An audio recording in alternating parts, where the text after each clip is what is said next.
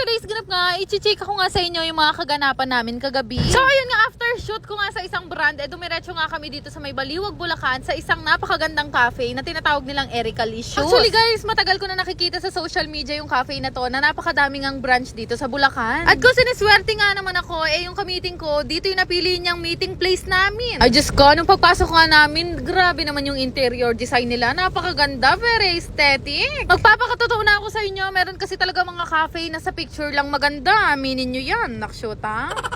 Alam nyo ba guys, ang bongga ng cafe na to kasi hindi lang tinapay, kape at cake ang tinitinda nila dahil meron din kayong makikita dito mga trending at social na bag. Ulitin ko nga na first time ko lang din makapunta dito at sana nga magkaroon na nga rin sila ng branch sa Pulilan. Ay wow, napakabongga naman ng ka-meeting ko ngayon. Pagpasok namin ay nakapagpa-reserve at nakapaghain na pala sila ng mga food namin. Ay naksyota, kanyaman dadatang. Iba't ibang mga pagkain nga ang nakaserve na hindi rin ako pamilyar pero excited nga akong kainin. Pero syempre, bago namin pag-usapan lahat ng meeting, lalong-lalo na ang mga gastos, kakailanganin ko muna ng lakas. Pag-uusapan na kasi namin lahat-lahat ngayon ng total bill at lahat ng gagawin sa Dibunidiche. Kaya naman kailangan namin kumain ng marami. May panigurado kasi kapag nalaman ko na yung total ng bayarin, hindi na ako makakakain. Pero ang unang-unang napansin ko, ay Diyos ko, grabe pala ang pagkain dito sa Erica Licious. Kaya naman pala Erica Licious, delicious lang naksyota. Sabi ko nga, no wonder kung bakit napakarami ng branches nito. Mula sa tinapay, drinks, cake, lalo na sa mga pasta at yung mga rice meal nila, sobrang sarap talaga. Actually guys, hindi talaga ako kumakain ng carbonara. Pero dito, Diyos ko, naka-isang planggana ako.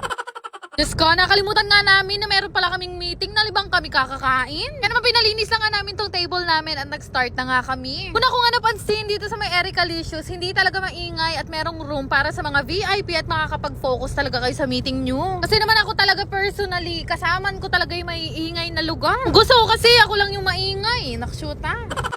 After nga na mahaba-haba naming pagkain at meeting, nagpaalam na nga rin kami sa isa't isa. Diyos ko, tulog-tulog din at pahipahinga din pag may time. Paalam na nga kami sa manager ng Erica Licious at ang sabi ko nga sa kanila, babalik at babalikan ko to dahil hindi ko makakalimutan yung pasta nilang sobrang daming aligi. Naksyuta. Ayun nga, nakalimutan ko palang i-chika na yung ka-meeting ko pala yung Precious Carl's Catering kung saan nga ako kumuha ng full package para sa Dibunidiche. Kung matatandaan nyo nga, yan din yung kinuha kong catering nung birthday ni Bebu. Bongga yan. At ayun na nga, fast forward, nagbiyahe na nga kami pa uwi ni Bebu. At nung pag-uwi nga namin, nag-post agad ako sa Facebook ko. Meron pa kasing isang kulang dun sa pinagmeetingan namin kanina. At yun nga yung gagawing hashtag para sa dibu niya. So ayun nga, ito na nga yung pinost ko. Sabi ko dito, magdidibu na nga si Diche at ang pangalan niya nga ay Althea. At kailangan ko nga makaisip ng magandang hashtag. At ang mapipili ko nga ay bibigyan ko ng 200 pesos. At sabay-sabay natin basahin yung ilan-ilan sa mga nag-comment dito. At ang chika nga dito si Glyza Carlos Althea Rose daw. Diyos ko, hindi ko lang mag-gets kung para saan yung rose. Naksyuta. Ang sabi naman ni Ate Isa Yambao, Althea turn to a 10. Pero meron pa siyang hinabol. Sabi niya, Althea debutant. Diyos ko, papaligaya yung ko guys, malalako ako pa nga depressed kaya kayo, nakashoota. Sabi naman ni Ate Margie Maglake, Althea finally Goto level 18. Diyos ko, hindi mo pa ginawang Goto overload Charis. Sabi naman ni John Lloyd Aguilia Tupas, Althea debut de C8. Diyos ko, kakaba na. Sabi naman ni Ate Mary Francis Santos, Althea road to 18. Wow, parang NLEX lang. Sabi naman ni Ate Pia del Rosario de Guzman, Althea fresh 18. Wow, gaano ka fresh? So, ayun nga yung mga ilan-ilan. Pero actually guys, wala pa talaga ako napipili. Pero dahil para ganahan kayo at matulungan nyo ako, gagawin ko ng 500. Nakashoot na. So, uulitin ko, Althea, ang pangalan niya, hindi Dichi. So, ayun, pipili ako ng pinaka-witty na mananalo ng 500 pesos. Makisabi ko, Maya, huwag naman masyadong mahaba. Nakashoot ha.